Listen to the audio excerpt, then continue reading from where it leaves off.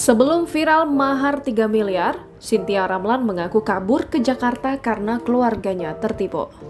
Nama model dan pesinetron Chintya Ramlan menjadi viral belakangan ini karena pemberitaan tentang pernikahannya dengan sang kekasih.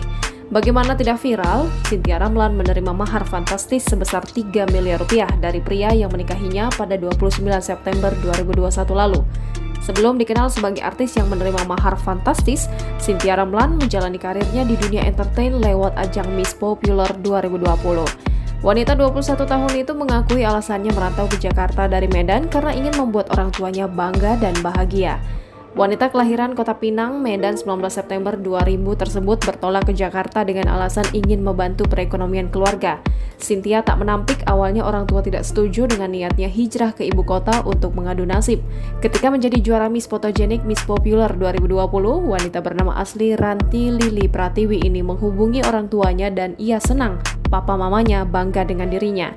Setelah ikut ajang Miss Popular 2020, Chintya Ramlan pun menekuni dunia akting sampai menerima tawaran FTV Indosiar dan beberapa sinetron stripping seperti Putri untuk Pangeran dan Ikatan Cinta.